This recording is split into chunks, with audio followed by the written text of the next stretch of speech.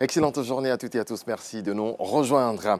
À moins de 2 jours de la fête du football continental à la CAN 2023, l'État veut faciliter le déplacement des populations vers les stades. Le Premier ministre Robert Begré-Mambé a inauguré hier 6 infrastructures routières, notamment la Y4, le tunnel d'Abobo et le 4e pont d'Abidjan. On voit cela avec Franck Kouadio.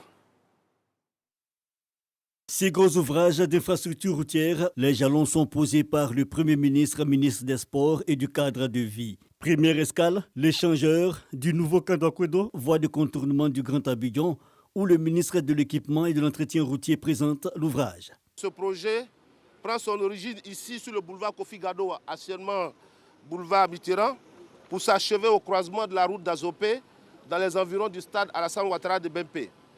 C'est une autoroute à 2 fois 2 voies, avec un terre-plein central au milieu de 12 mètres. Point linéaire total de 27,5 km. Ça veut dire qu'avant, quand vous étiez ici pour aller à Bempé, vous pouvez mettre environ 2 heures.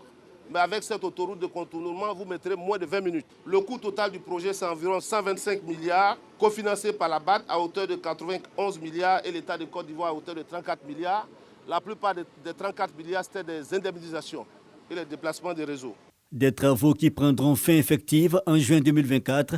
Direction échangeur, route de Bempé, voie tributaire de l'organisation de la CAN, contrairement à la Y4, pour décongestionner la circulation à la sortie est d'Abidjan. À Abobo, le tunnel, dont l'inauguration symbolique est fort attendue, suscite l'engouement. Abobo, puis l'échangeur Makassi, avant de se projeter vers la sortie ouest d'Abidjan, avec le nouvel échangeur de la GESCO, étape cruciale avant l'acte final d'ouverture des voies à la descente du 4e pont, ouvrage qui sera ouvert ce jeudi 11 janvier.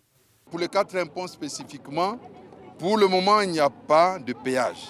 Chacun peut circuler librement pour aller du plateau à Yopougon et de Yopougon au plateau. Attention, quand on vient de Yopougon, on ne peut accéder qu'au plateau, on ne va pas pour l'instant à Djamé. De la prudence recommandée sur l'ensemble des infrastructures.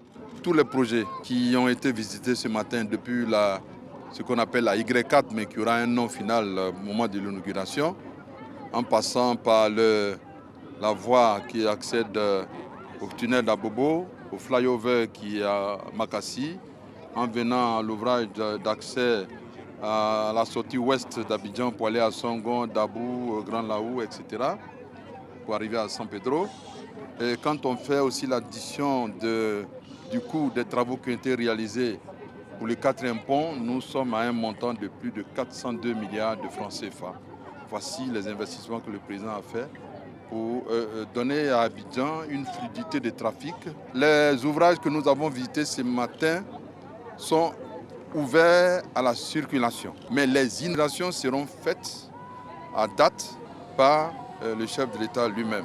Des infrastructures routières pour mieux accompagner la mobilisation de tous pour la CAN, le Premier ministre, au nom du chef de l'État, met chaque Ivoirien en mission pour la réussite de l'événement.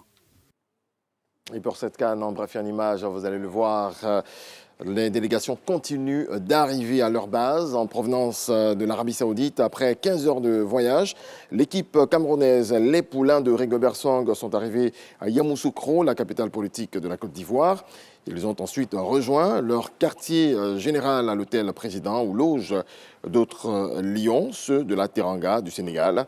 Les lions de l'équipe nationale sénégalaise sont arrivés mardi soir à Yamoussoukro, partis de Dakar après la cérémonie traditionnelle de remise de drapeau par le président sénégalais Macky Sall. Les lions ont été chaleureusement accueillis par des supporters sénégalais à leur arrivée. L'équipe de Namibie a rejoint également sa base à Korogo, logée dans la capitale du Poro. Les équipes de la poule E s'affronteront au tout beau stade Amadougon Koulibaly. Tunisie, Mali, Afrique du Sud et la Namibie composent la poule E. Dans ce groupe, les Braves Warriors ne se font pas beaucoup d'illusions, mais espèrent surprendre quelques-uns. Voilà, vous l'avez vu, accueil chaleureux donc. Et puis, dans le reste de l'actualité, le gouvernement allemand va reprendre les livraisons d'armes à l'Arabie Saoudite. C'est un gros changement de cap pour Berlin qui avait mis fin à ces livraisons en 2018 en raison de la guerre au Yémen et de l'assassinat du journaliste saoudien Jamal Khashoggi. Merci à vous tous de nous avoir suivis. On se retrouve à 7h.